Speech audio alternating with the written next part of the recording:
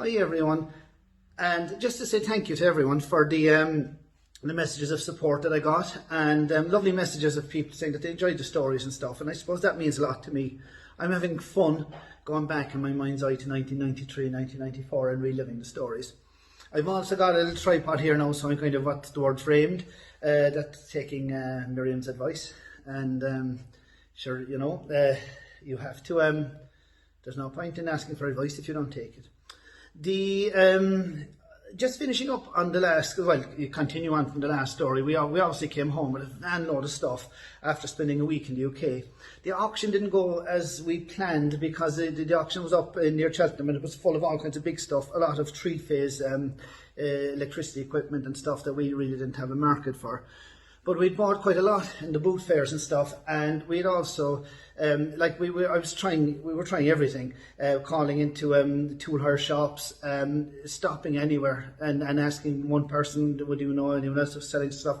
We were also buying magazines over there, local, or newspapers, and looking in the buy and sell ads and that, and we would do anything, you know, phone up and call to a house and buy a generator and so on and so forth. Like I said, we were sleeping in the back of the van. That was the plan.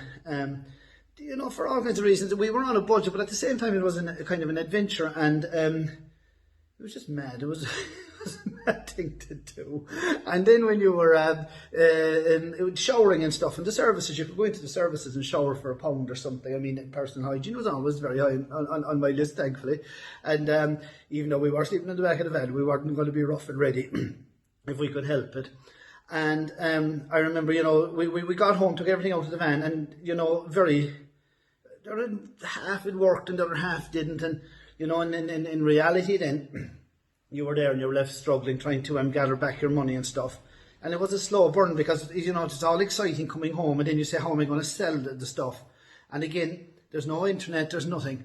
So 'tis on to the buy and sell and the Friday ad. There were the two magazines that were around here at the time. And maybe the Southern Star as well. Southern Star was a bit expensive to put an ad into, but we put the odd one in there. The other ones were kind of free, or very, very cheap. And then sit and wait for the phone to ring. Again, no mobile phone, just the landline. So I was in the garage working anyway, and you were waiting for the phone to ring, and people start phoning, and bit by bit, you know, they'd come out on a Sunday and stuff, and stuff started moving. And then the stuff that wasn't working, we were able to fix that because that was the kind of line of business we were in. And we were learning, as like the fellas say, on the job. But gathered up our money and decided to go back. Again, had to go back. There was no needed the drug again, and had to go back. And of course, you know, every time we went back, we were trying to use the expression fine tune it and find different ways in networking and find more people and so on and so forth. But very interesting. One of the ways that we actually everywhere I went, I stole a Yellow Pages, and apologies to anybody who I stole Yellow Pages from. You know, when the van would get full, we'd find a very cheap bed and breakfast, and we'd go in there, or any telephone box. So that was kind of my Google. I had a stack of Yellow Pages in the end of possibly every area in England that we were going into. And that way then you could go through the Yellow Pages, through the different sections, and find what you, you know, that was another lead and another way of getting a lead. And I mean, that was effectively our computer, our Google. And I thought it was genius at the time, until I had about 70 Yellow Pages. There was no room in the van for anything else. But just, you know, there's a story that comes to mind that I have to tell you, and I have to share with you, that I found absolutely embarrassing for years and years and years. I found very, very funny, and now I look at it and I just, it makes me smile every time I think of it. Argos was not in Ireland. You know, Argos, the shop, was not in Ireland at the time, and my mother had heard about Argos. So, of course, the second trip we were going back, and my poor mother had, the first time we were over, on the way back, my mother asked me to go into Argos, and we brought back a catalogue. So then the second trip we were going over, of course, Mum had a whole lot of stuff that she wanted to buy in Argos. So she gave us a list, and there was obviously stuff for her neighbours or sisters as well and stuff.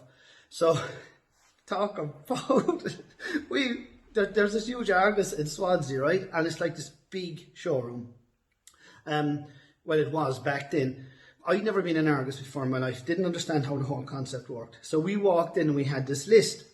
Now, of course, there was, again, going back to, I keep reminding you, there was no internet or anything at the time.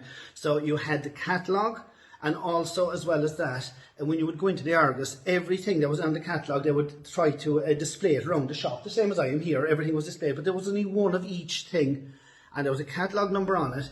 And obviously what you were supposed to do was you were supposed to get your pencil and a slip of paper, go up to it, you could see the item, that's the way you could see it up close, write down your catalogue number and then go up and pay for it. But we went in, we were walking around the shop and I had a big list, and Jerome was with me, and I said to him, Jesus, the van was a long way away, and I said, look, we're only making one trip, we're going to have to carry it on one go because I'm in a hurry, right? And the next thing, we went around the shop and we started picking up, you know, like there was like a food blender and there was like a toaster and a kettle and loads of obviously household stuff, mostly household stuff. And we started picking them up, and I had a load of them under my arm this way, and Jerome had a right load of them under his arm as well. And we were standing in the queue, and like I genuinely had about 4 or 5 items, you know, this way. And of course, stupidly, if I was thinking about it in hindsight, they were all out of the boxes and stuff. There was obviously nothing in the box, so you had the kettle and the toaster, like where normally if you go in and buy a kettle and a toaster, it's going to be inside the box.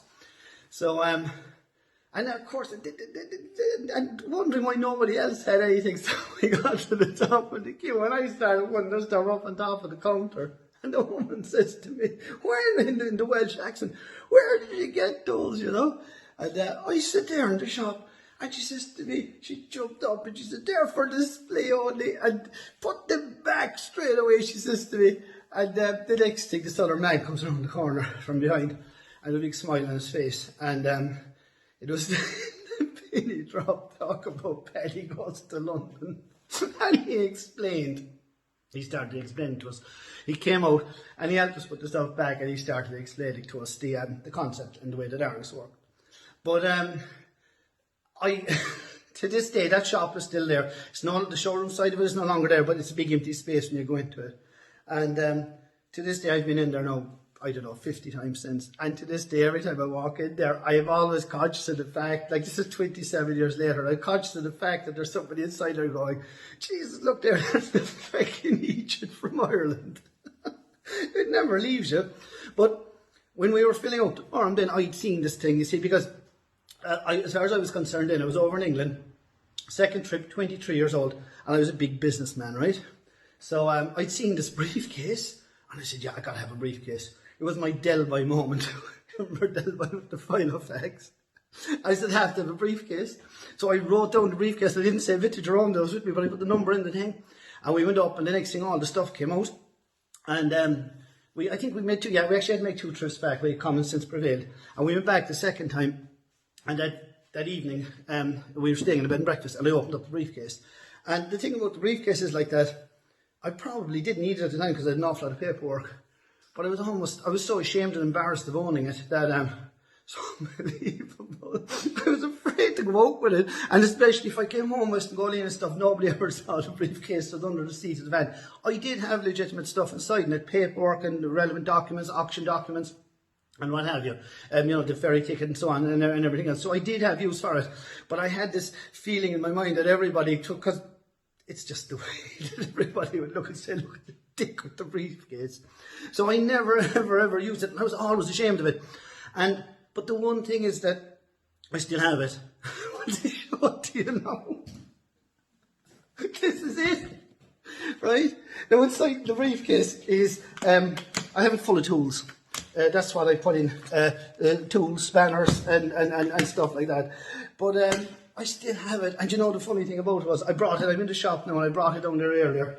And I brought it into the shop, but I had to put it into a bag to take it out of the van to put it into the shop, because I'm still ashamed of it. It's unbelievable. Yeah, do you know, I think I'm actually going to have to face my fears now and just go for a walk up and down the town with my briefcase. Maybe get myself a pair of handcuffs and cuff it to me or something. But that's kind of my story, and that's me outing myself about Argos. And it makes me laugh every time I think about it. Every time I go into that shop, I laugh at it. And it just goes to show, you know, that's the whole innocence of the whole thing. Back in the time when there was no internet and there was nothing. There was no Argos. I googled it. Argos came to Ireland in 1995 or 1996. That's kind of my story. I'll pick up on that now. We did on the second trip the next day, and I'm going to still roll away with these, and I hope that people are enjoying them. And we'll talk.